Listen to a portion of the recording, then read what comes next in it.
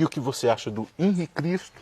Marcos, eu acho uma figura cômica. Me diverte. Me diverte demais, É o eu adoro cômico ele. da televisão brasileira. Eu adoro ele, morro de rir dele. Quando eu muito vejo o engraçado. Henri Cristo aí em qualquer programa, eu paro para ver, porque é diversão na certa ou o seu dinheiro de volta.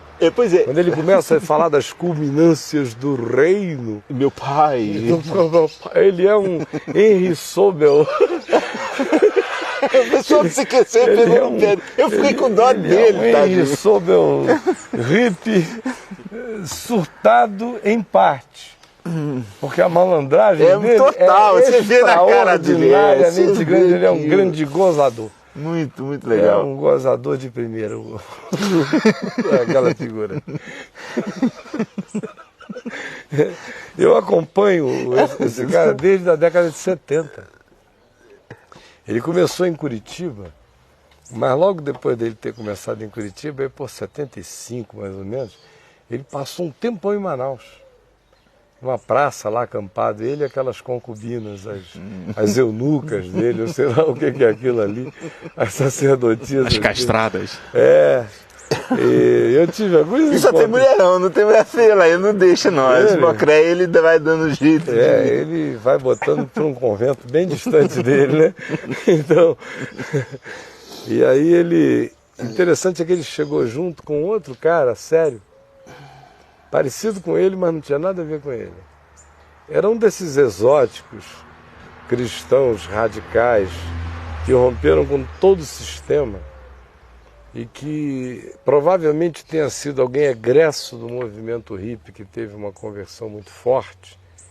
E ele já era um homem aí dos seus 50 anos e tinha 3 filhas, naquele estilo de Atos, filhas de Filipe, filhas virgens que profetizavam. Ele usava uma barba branca, um cabelo branco, precocemente branco, as filhas muito louras, a esposa dele, uma senhora assim, com uma carinha de santa. E ficava o Henri numa praça, fazendo o Henri, E ele, né? fazendo uma bagunça do lado de cá, e esses outros em silêncio, numa outra praça do outro lado, sem falar nada, de joelhos com a cara no chão.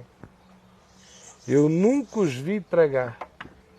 Eram americanos, 74, 75, lá em Manaus, ao lado do Teatro Amazonas. Eles chegavam lá, se ajoelhavam de manhã cedo, botavam a cara no chão e oravam.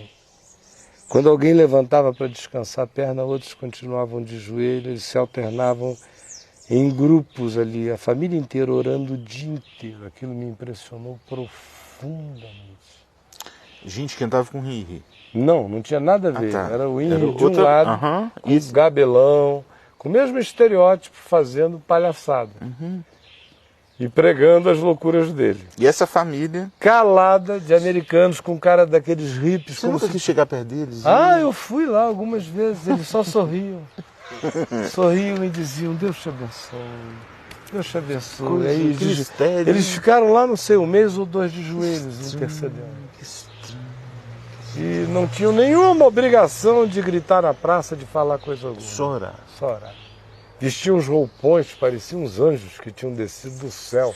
Que mistérios são esses, né? E Interessante. ficaram lá de joelhos um tempão orando. E se te impressionaram é porque você viu algo de Deus. Não, eu ali. senti...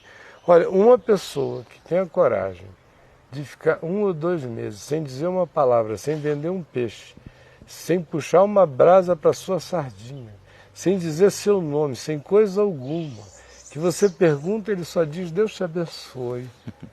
A nossa oração é para que o Senhor Jesus abençoe este lugar, essa cidade, este país.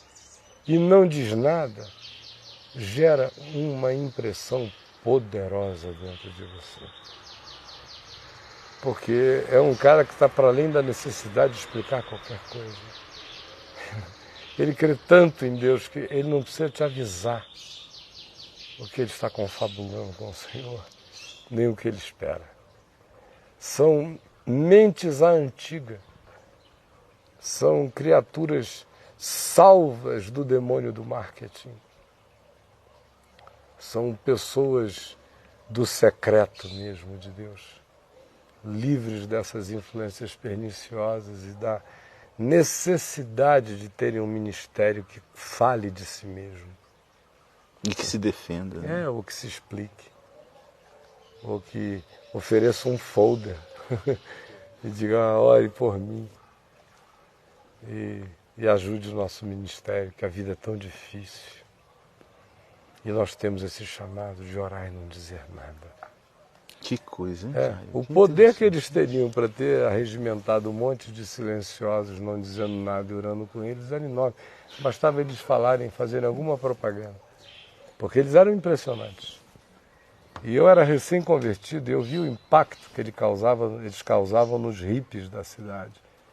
Manaus era uma capital de hippies naquele tempo, por causa do ayahuasca, dos cogumelos alucinógenos e da fartura de maconha que se plantava lá e se colhia em abundância. Naquele tempo eles nem prensavam, nem apertavam, nem tratavam, não ia para o mel, não tinha nada do que depois os traficantes aprenderam a fazer, né? E in natura. Era in natura.